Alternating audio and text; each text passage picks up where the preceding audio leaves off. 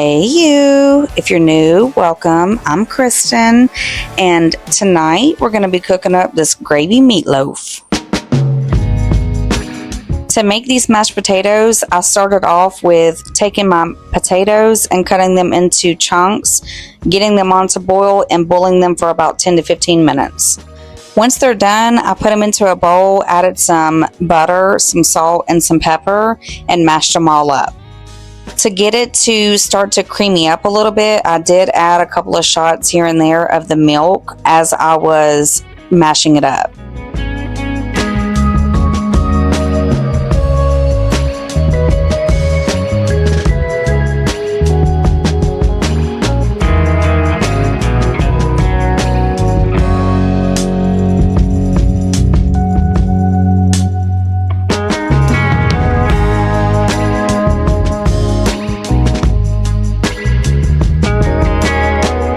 I chopped up an onion to go down into the meatloaf. You can also cut some into slices if you want to add some in with your green beans, but I didn't do this that particular night.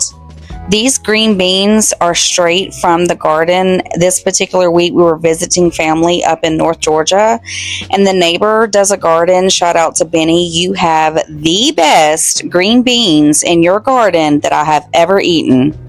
I just took a little bit of the beef broth that they had and added some water and put my potatoes and my green beans on to boil. To get this meatloaf ready to go into the oven, I just took my meat and just kind of lightly separated it. You don't want to over mix or over touch it, or it's going to make it pretty tough and not that great to eat. I added in some onion powder, some garlic powder, some all-purpose seasoning, a little salt, a little dash of pepper, and some breadcrumbs and the egg, and mixed it all up.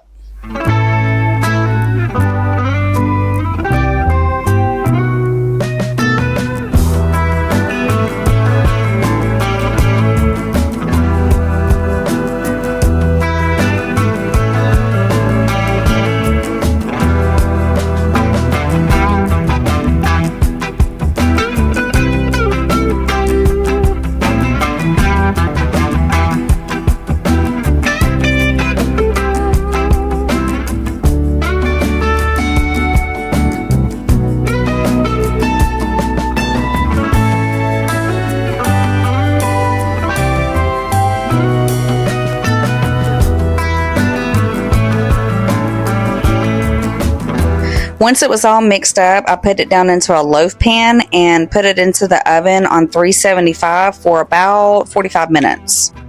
I started it out at 350 in the oven, and this is what it was looking like about 20 minutes after it was cooking. So I bumped it up to 375 and cooked it for about 30 more minutes. I prefer the low and slow cook method anyways, but it was just taking too long to cook. So this is what it looks like after the 30 minutes on 375, and it turned out perfect.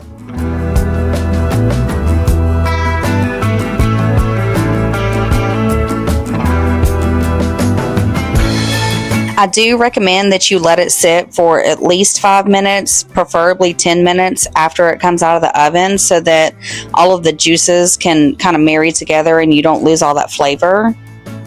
Once I got everything onto the plate, at that point is when I added the gravy on top. I'm not really that much of a fan of the store-bought gravy, but this particular night, that's what we had and that's what we used. If you haven't already, head over to Patreon. The link is down in the description. Grab your grocery list, get your groceries, and come back tomorrow because we're going to be making one of my favorites, lemon garlic chicken pasta. Have a good night, and I'll see you tomorrow.